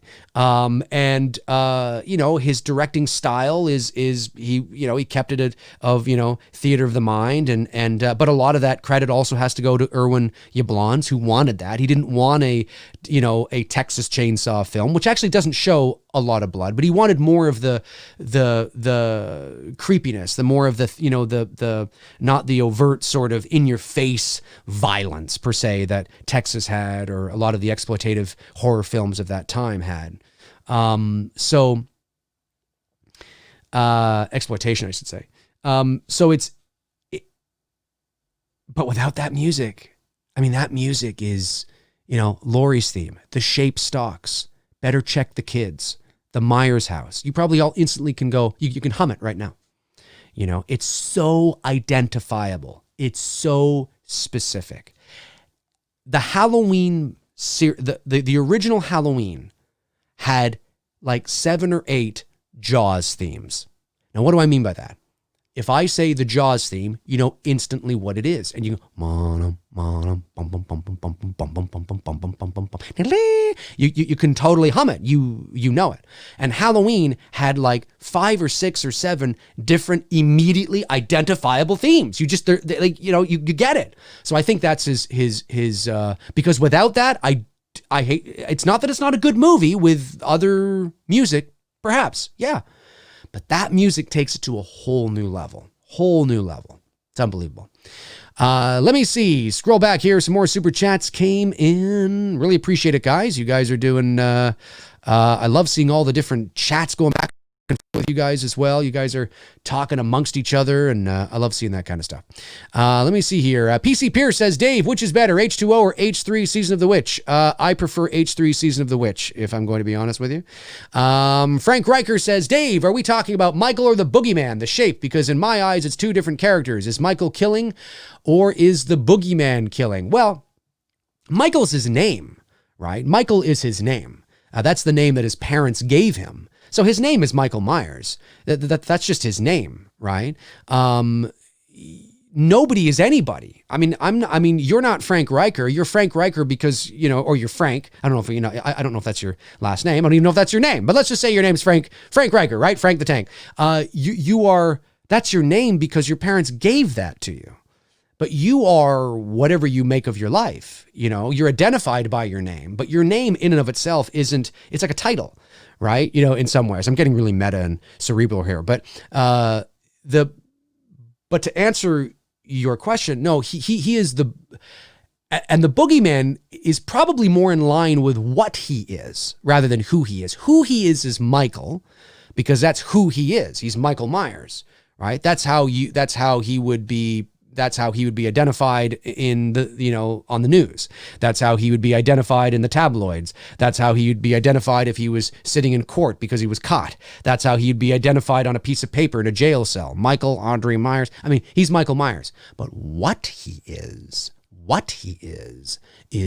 Boogeyman. And what that is. What is that what? What is that what? We don't know. We have no idea. How is he able to... How he's there? I don't get it. He's in the sheets, and all of a sudden he's not. What the fuck's going on? How? We don't know. That's the what. That's the what factor. Who? He's Michael. That's just his human given name. Yeah. Oh, I don't know. Does that make sense? Hopefully it does. Zach Frederick sends in a super chat, $1. Thank you very much, buddy. Much appreciated. Let me see here. Scrolling down. SDNS says, spot on about the music. I have friends who don't watch the movies, but know the music, everything about it, from melody to the lo-fi recording and odd time signature is in, yes. Oh God, you scrolled up now. Where are you? I lost you. There we go. Yes, everything about it, from melodies, lo-fi recording, the double linked with the franchise. Yes, absolutely, 100%. And for those of you that may not know, I actually, this is crazy. This is like a dream come true. When I was in Los Angeles for the Voice Arts Awards in November, I had dinner with Mickey Yablons and his wife and his son. And Mickey is the son of Irwin, and he played Richie in the original Halloween. He's the one that runs into Michael at the fence there, and it's up like this, and Michael's got him by the throat. And wonderful family. And so we were over there for dinner, and great dinner. And Mickey brought out some original Halloween stuff. And he had an original, it's on my channel, I think I have a video on my channel. There's an original, he had an original reel-to-reel, like a reel, an original recording of John Carpenter's Halloween theme. And I'm looking at it, I'm like, dude, are you serious? And he's like, yeah, there it is. And I was holding it in my hand. I'm like, this is like, for any Halloween fan, this is like almost holding the Holy Grail in some respect. It was really, really cool. And he also showed me an original shooting script as well, which was really awesome. So, no, I did not take it. I could not take it. Naturally, of course not. We joked about that though. We were like, I'm just going to put this in my bag and take it. But really cool stuff. So, but to your point, you're absolutely right. It's that thing where it's so identifiable. Even if you don't know Halloween, even if you have never seen any of the movies, you've probably heard the Halloween theme.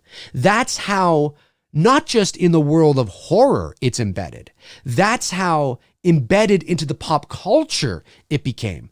And I don't know, and I have to be honest with you, I don't know if there's any other horror piece of music that may have done that. I mean, The Exorcist, perhaps, I think has crossed genres in terms of entering the pop culture. Elm Street, I don't know. Now, everybody knows the Elm Street theme in the world of horror. You take the Elm Street theme and go out onto the street and play it for the average person. I don't know. Maybe, right? You play the Halloween theme to the average person, I bet you they've heard of it. When you go to like haunted houses, right? At little theme parks or, small town fairs, things like that. You have the haunted house, fun houses and things like that. You often will hear the Halloween theme because they have like a soundtrack, right? They're playing all sorts of, creepy noises and ghouls and they'll have like sounds and you'll often hear the Halloween theme play. I've never heard the Elm Street theme play. Never. I've heard The Exorcist, but I've never heard the Elm Street theme play. So there's something about, especially the Halloween theme, not necessarily Laurie's theme or the Shaped Stocks, but that original title theme has crossed genres just into the pop culture consciousness. So you're right. I mean, it is, that is, and you can make arguments for it, but the Halloween theme especially, but the Halloween soundtrack is arguably his most important contribution to the Halloween series. Because without it, I don't know. Vanderhoff, 66 FFs, 66 FU. Another super chat. Thank you, buddy. Much appreciated. Says H18 opening credits lacked mood and atmosphere. I don't know. I don't think it lacked mood and atmosphere. I mean, I think if they had slowed down the pace, I think that would have helped. I think if they had maybe slowed it down a little bit, milked it a bit more, nurtured it a bit more, I think maybe it would have, it would have looked, I think maybe would have felt it a bit. I think I know what you're talking about, buddy. I think I do, because for me, it was more about the pacing of the opening credits. I think I would have liked to have sat with it a bit longer. But of course, there are specific reasons. I mean, there's a time they have to hit and there's timing and, and so there's reasons why, the credit sequence is the way it is. But definitely that's something that I would have milked that a bit more. I wouldn't say it was void of mood and atmosphere, but not like the original though. No. Alex G says, Dave, the more I watch H18, the more I hate it. Well, then don't watch it. I've only seen the movie 3 times. I saw it at the world premiere, saw it in Hollywood with Lewis from the Nerd Report, and I saw it here on my channel with you guys, and I haven't seen it since. Bobby Hall says, Dave, did you listen to the reel-to-reel recording of the Halloween theme? I love the original version from the film over the soundtrack version with the added drum beat. I agree. To answer your first part of your question, no, I didn't. No, because we didn't have a reel to listen to it on. You would have had to have had an actual proper reel-to-reel to do it, and then speakers as well. So no, didn't do that. And but I will say that love the original. Oh, and I agree. I'm not a big fan of the, I'll call it the remake of the original Halloween theme, whereas I think in 79 or 80, or maybe it was 81, somewhere around there, they released the Halloween theme again, but this time with the beat, the right? Not a fan of that. If you watch the original Halloween, doesn't matter if you watch it on Blu-ray, VHS, 4K, it doesn't matter. You taped it on TV years ago, it doesn't matter. There's no beat. It's just the there's no, and I like that better. It's way better to me. The beat is strange to me. I've always found it strange. And in every sort of re-release of that soundtrack, you get the beat now. But for me, if you watch the original Halloween and you listen to that beat, you listen to that beat, there is no beat. You listen to the soundtrack and you listen to the opening title, and the music. It's there's no beat. I have the original Halloween soundtrack on CD, and it has the beat because I don't even think you can get it. Although I think Tony Michael might have it without the beat. I think he might have it without the beat. But yeah, I prefer it without the beat, for sure. Tyler Trigg says, Dave, do you agree this new Pennywise is the newest icon? I see the balloon and celebs dressing as him for Halloween.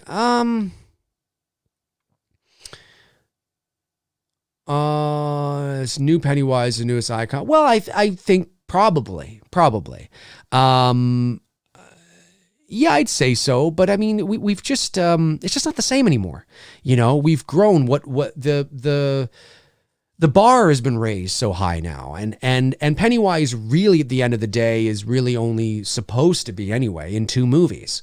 So there isn't longevity for Pennywise because it's based on a book. Now I understand that they've tossed around ideas about, extending Pennywise's story and now making things up to continue his story, because despite that chapter 2 wasn't as well received as chapter 1, both did fairly well at the box office. Obviously, I mean, the first one I believe is the highest grossing rated R movie of all time, or has it been passed yet? Maybe it's been passed.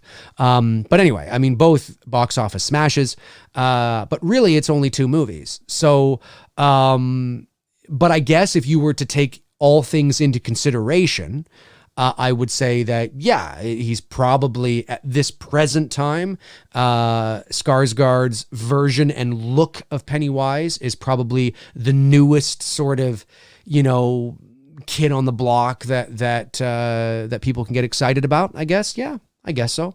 But whether or not he'll have longevity, I don't know. Because sometimes, people, in order for people to have staying power, often they have to, there have to be movies made about them so they stay relevant in the pop culture. Not all the time, but sometimes that is the case. Most of the time that's the case. Super chat comes in from Steve Johnson. Thank you, buddy. Much appreciated. Dave, do you own a blue ratings box, one sheet? Do you believe that's from the first limited theatrical release of H78? A poster resellers say it is. A blue ratings box, one sheet. No, you mean like a poster? No, I don't. I don't have that. Do you believe that's from the first limited theatrical release of H78 poster? I don't have it. I don't know. I've never really looked into it. I have no idea. That's a really good question. Maybe somebody in the chat knows. I'm not sure. That's a good question, man. Very good question indeed. It's great to see everybody chatting and talking, having a good time. Just a recap for those that are still watching. The order of my Halloween opening credits rankings. Number 11, Halloween 2, 2009. Number 10, Halloween from 2007. Number 9, Halloween Resurrection. Number 8, Halloween 6. Number 7, Halloween H2O. Number 6, Halloween 5. Number 5, Halloween 3. Number 4, Halloween 2018. Number 3 is Halloween 2 from 1981. Number 2 is Halloween 4, The Return of Michael Myers. And number 1 is Halloween from 1978. Just to recap, in case you guys are tuning in a bit late. Yeah, and of course I go into some basic reasons of why I feel that way. Frank Riker says, how's the weather? The weather is sunny. What's the temperature today? Let me check my phone. The temperature today is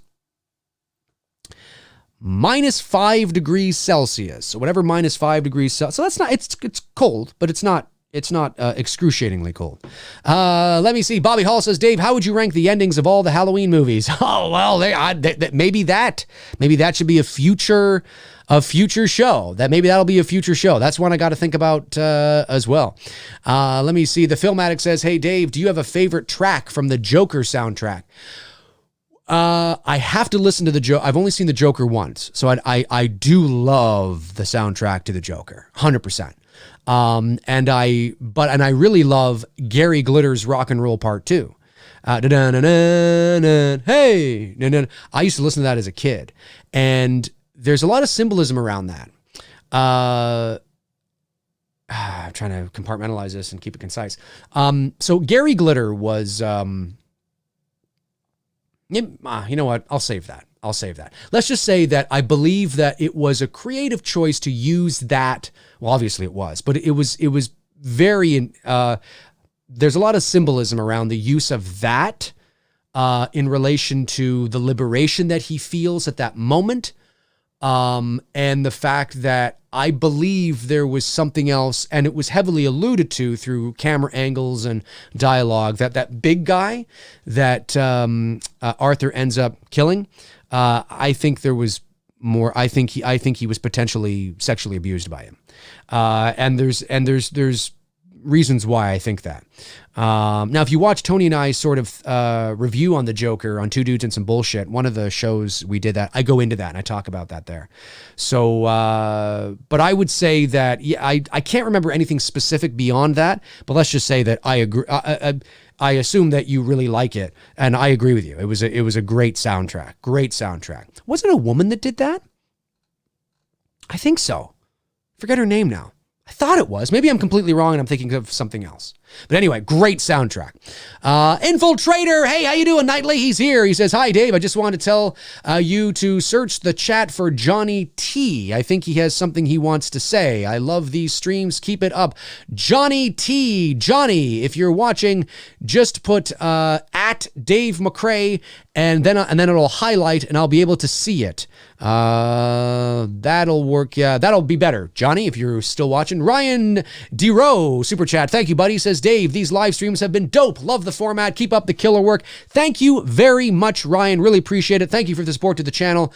Yeah, because like I said, everything goes right back into the channel. So we always appreciate it here on MCRAE Live and this show, which I do every Tuesday, Thursday, and Friday. So after this show is done today, I'll be back on Friday. Let me see. The Film Addict says, yeah, Hitler did this. Oh, okay. I can't pronounce that last name, but okay, cool. Yeah, great stuff. Gary Rangel says, what's the worst score for Halloween, Dave? H5, I didn't dig that much. There were some things actually in Halloween 5 I actually quite liked. The worst score, I would probably say Halloween H2O.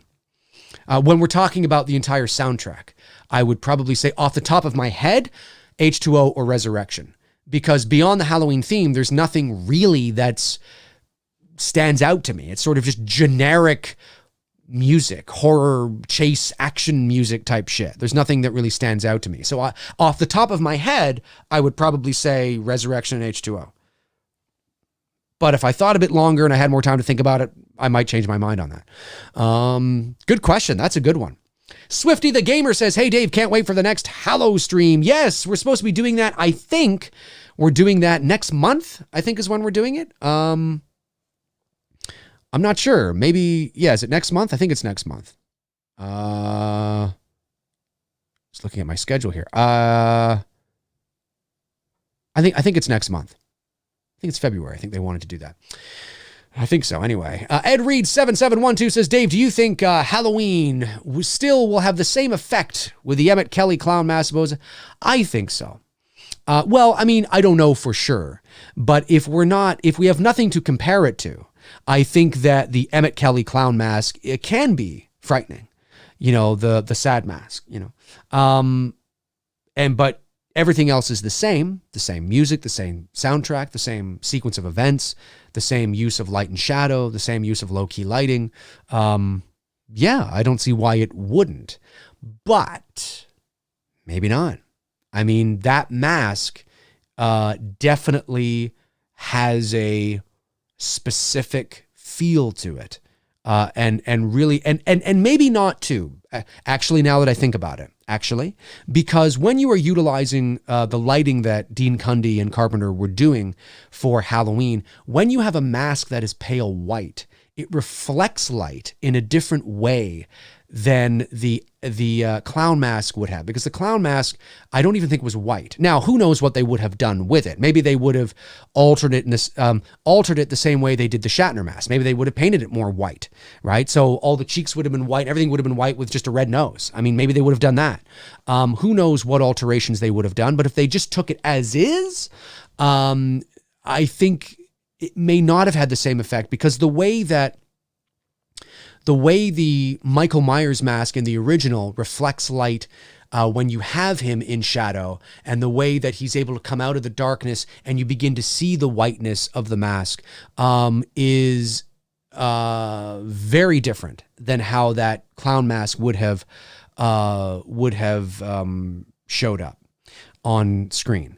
And they would have had to make different adjustments in terms of the lighting. Not necessarily huge adjustments, but it's just it's more in line symbolically with what they were trying to get across, right? It's more in line symbolically with what they're trying to get across in terms of the the coldness and the deadness and the deadpan look and the blankness, because the white face is not just a cool looking mask.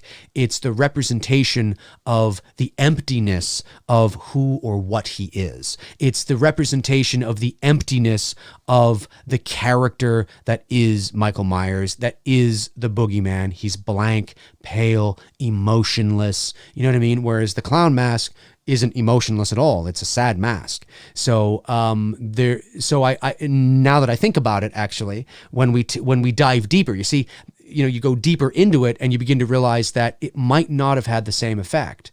Because there's a lot of layers there, and there's a lot of things that are working for that mask. That doesn't mean the movie wouldn't have been good and it wouldn't have been, a classic in its own right, but maybe it would have ended up as just one of those one-off films that you see on a shelf. Oh, I remember that. Who knows? I don't know. I mean, that mask is definitely a huge part of the film's success.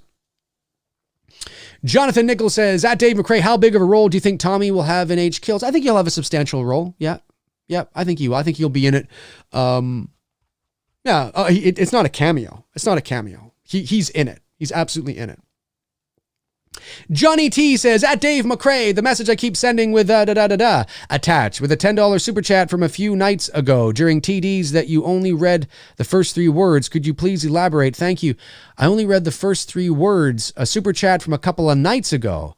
Johnny T, what was that? Let me see. Can you, Johnny, don't send it as a super chat again. I don't recall, so I apologize if we missed it. But Johnny, what I want you to do is I want you to @ me again and write it out. Don't send it in again because you've already paid for it. Write it out again and I will read the whole thing here and I will answer it. Okay, sorry about that, buddy. I don't know why that happened or how I missed that. But hey, shit happens, right? The important thing is that we're able to get it rectified. All right, let me see here. And again, as I always say in my streams, if I don't answer your question or I don't see your question, it's never personal. At one point we had over 200 people in the room. We still have 172. Seeing all that go by, there's a lot of people. And I like to be thorough with my answers as best as I can because I think you guys deserve that. So if I don't see it or I don't get to it or I don't answer it, it's never personal. Always remember that. It's not like I'm like, him. You know what I mean? Unless, of course, you make it personal, like you're some douche, like, a troll or something like that. But anyway, Kevin Bacon's Boner is here. Always room for Kevin Bacon's Boner, ladies and gentlemen. There's always room for Kevin Bacon's Boner. He says, Dave, Wayne Newton fan? Like some... No, I don't not like Wayne Newton, but I wouldn't say that I'm a Wayne Newton fan. Although I'm sure his plastic surgeon is a big fan. Dante Dalgarno says, most of the score from Halloween H2O was taken from Scream. The original score from John Ottman was pretty good with some original themes, but it was kind of underwhelming. Yeah, I know there is definitely something that is, there's a couple of musical cues or notes from Halloween H2O that you hear in Scream. And that's what I mean. Like, I just don't find it. I think those they're just very sort of run-of-the-mill soundtracks besides the Halloween theme. And that's it. That's how I feel about that. Jackalub48 says, hey, Dave, what actor today would best portray Loomis in a Halloween remake? Well, you know what? I think he might be a little old right now, but apparently the scriptwriter for Jason X said in the early 2000s, he had pitched a Halloween idea, a remake, with Kurt Russell playing Dr. Loomis. Now, Kurt Russell is well into his 60s now. And the character of Dr. Loomis was in his early to mid 50s in the original Halloween. So I think he might be a little too old now, but I love Kurt Russell. And I totally can see Kurt Russell playing Dr. Loomis. Now, some people might think, yeah, but he's not English. He's not British. Yeah, but who's to say that Dr. Loomis has to be British, right? The reason why Dr. Loomis was British is because they wanted somebody with clout. They wanted somebody with prestige. And, they wanted, well, first of all, they wanted Peter Cushing. That didn't work out. They wanted Christopher Lee. That didn't work out, right? They wanted they wanted to give this little low budget $300,000 movie a sense of cred, right? A sense of credibility. Right. And really sort of, like, oh, wow, he's in it. Oh, wow. It must be legit, right? To give it some legitimacy. But the character of Dr. Loomis doesn't have to be British. Doesn't have to be at all. There's nothing, it doesn't have to be at all, right? He doesn't even have to be white. I mean, he can be black, But Kurt Russell, I could totally see as a Dr. Loomis. Could totally see that. 100%. I think he has he can bring the level of intensity and a level of shut the fuck up and listen to what I'm saying. I'm dead fucking serious here. I'm not saying he would say those, in that exact way, but he has the ability to go there, to bring the seriousness, the seriousness of the situation to his character. I think Kurt Russell would have been a pretty good Dr. Loomis under the right story with the right director moving in the right direction. Of course, even the greatest actors of all time can be in shitty movies if the story is garbage and the direction's not very good and the director doesn't really know where they're going. You know what I mean, right? Malcolm McDowell is a fantastic actor and look what happened to him. So I would say that again, Kurt Russell might be a little old now, but I would have loved to have seen him. I would have loved to have seen him. I think he can. I think he can bring that level of intensity that is needed. I think that would be awesome. Personally. All right, we'll go for a few more minutes here and then we're going to call it a day. We're going to call it a day for episode 7 of MCRAE Live, chatting with you guys, taking your questions. We'll just go for a few more minutes because I got some things I have to do this afternoon, and then I'll be back on Thursday morning at 11 o'clock a.m. Eastern Standard Time. I'll let you guys know what that is going to be. What the topic's going to be for Thursday's show, either today or tomorrow at some point. So, David Quintanilla says, Dwayne "The Rock" Johnson as Dr. Loomis. Screw that. How about, Dave, what's wrong? Nothing. Why? Oh, no, just thought maybe there might have been. Let me see.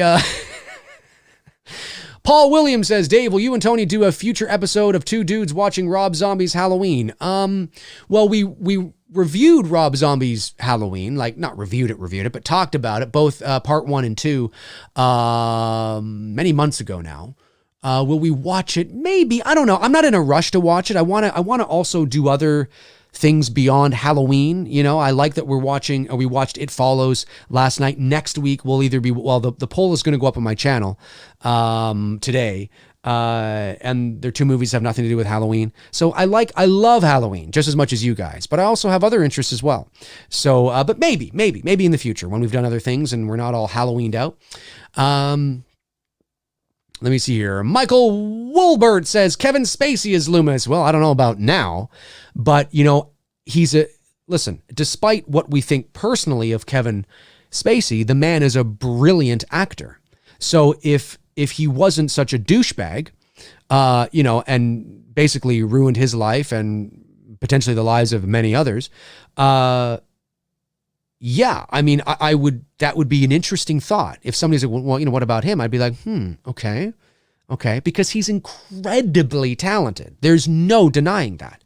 They're not, talent and being a really good, virtuous person are not mutually exclusive to each other. You can be a complete fucking D-bag and a fucking moron and selfish and self-centered and egotistical and not care about other people and be a sexual predator and be a murderer. And you can be all that and fucking amazingly talented.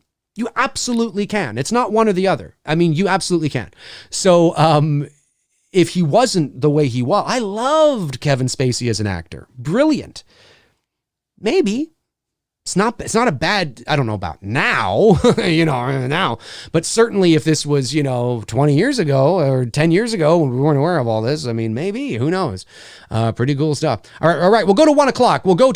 So it's about another 5-6 minutes here on episode 7 of MCRAE Live. MCRAE Live, ladies and germs. Let me see. Where did the Johnny, did you send that, Johnny T, have you added me yet? Okay, here it is. Hey, Dave McCrae. My question was, have you had a chance to check out the Cool Edits version of Rob Zombie's Halloween? It has all the removed. I think it deserves a 2 dudes. Oh no, I did read that. I read that and I didn't read the rest of your comment out loud because it's the same thing, right? So I think I said, hey, my question was, have you had a chance to check out the Cool Edits version of Rob Zombie's Halloween? And I was aware of the information that you said in the next part. And I said, I haven't yet. And I think I even said, but I'm aware that they've removed a lot of that stuff, or I think I alluded to it. Maybe I didn't. If I didn't, I apologize. And let me say that, yes, I am aware of it. I did mention that, and I am aware that they did remove a lot of the stuff, and you think it needs a 2 dudes evaluation. Okay, that's fair. I did not say that. So my apologies. I must have been distracted in talking about other stuff. So thank you for sending that in and calling me out on that. That's the way to do it. I don't know if Tony and I would dedicate an entire show to that. And I'm not really, it's not something like fan edits and cuts and things like that. I'm so busy that it's not something that I really care about at the end of the day. It's novelty to me. So I might check out the first, I couldn't see myself watching the whole thing. I could see myself watching the first 15, 20 minutes, kind of going, oh, I see what they've done. Oh, cool. Okay, cool. And then I get the idea that they've done this for the entire movie, right? It's like, okay, yeah, that's cool. But it's just not in my wheelhouse of interest, really, at the end of the day. But I will say that I have heard about it, and other people have said too. That's like, it makes it better. And if they removed a lot of that stuff, it probably is better. Let's just say, right, Johnny? You know what I'm talking about. So it probably is better, but that's cool. But whether Tony and I will actually watch the whole thing and then do a show about it, probably not. Probably not. But you never say never. Anyways, thank you. Thank you for bringing that to my attention. Really appreciate it, man. Okay, David says, Chandler Bing as Dr. Loomis. Could this guy be any more of a murderer? Yeah, I mean, maybe. I don't know. A lot of people like to say, what about Robert Englund? It's like, well, yeah, but Robert Englund's 75. I mean, I think Dr. Loomis should be younger than that. I think he should, not young, not like 40 like me. And not that I'm young, but not like, middle of the road. I think he should be probably, in his mid to early 50s, I think is where he should be. Because he has to have a sense of, there has to be a sense of history. There has to be a sense of wisdom there, that he's been doing this for a while. He knows his stuff, but he's still young enough that he can still be doing this for, another 10 years. So it's sort of in that area. You don't want him as like 30, 35, because age doesn't necessarily mean wisdom. I understand that. But psychologically, you want somebody that looks like they've been around the block a couple of times with this kind of shit. So I think that is, for me, it would be somebody in their maybe, mid to late 50s. I know some people have said, what about, what's his name? And although he's not, why am I drawing a blank on his name? 1 second here. Okay, so he's not in his mid 50s though. But I'm drawing a complete blank on his name. Yes, James McAvoy. Yeah, he's not in his mid 50s. He's my age. He's 40. So, but if we're just going by looks, James McAvoy is an interesting character. I think if you shave his head bald and you put a goatee on him, I can totally see it. A lot of people have said that, can totally see it. Whether he's old enough, I don't know. Maybe in another 10 years. Maybe. I mean, could he pull it off now? Sure. But I don't know. I got to admit, I'm feeling a little, it's not that a younger Dr. Loomis couldn't work, but I'm feeling a little like, maybe he should be a little older. because he's that, if you're going to retell the story of Halloween, again, you can totally break this up, but he's that anchor, but he's not your main protagonist, right? Your main protagonist is Laurie. So there has to be a sense of authority. Like, he can't be only like 10 years older than Laurie. He's got to be like that wise, authoritative figure that knows shit because he's been doing this for 25 years. And I think that's where Loomis would sit for me. I think 70s is too old. I think 30s and 40s is too young. I think the sweet spot really is your early to mid 50s is what I think anyway, but I'm completely open to having my mind changed 100%, because talent is talent, and it all depends on the narrative, right? It depends on how you're constructing the narrative and what the story is. I mean, if you write the story around this way and you introduce a new version, and this is a remake of Halloween, and here's what we're doing with this, and here's this, or it's whatever the case is, then it might be like, oh, actually that actually works. That I totally buy it now. So there's a lot of variables at play, right? These things are not built and constructed in a vacuum, right? So, we have to remember that. Let's see here. Johnny T says, fair enough. The first 15, 20 minutes would definitely work. I'm comfortable saying that the quality of the fan film is right up there with Never Hike Alone. The quality of this fan film is right up there with Never Hike Alone.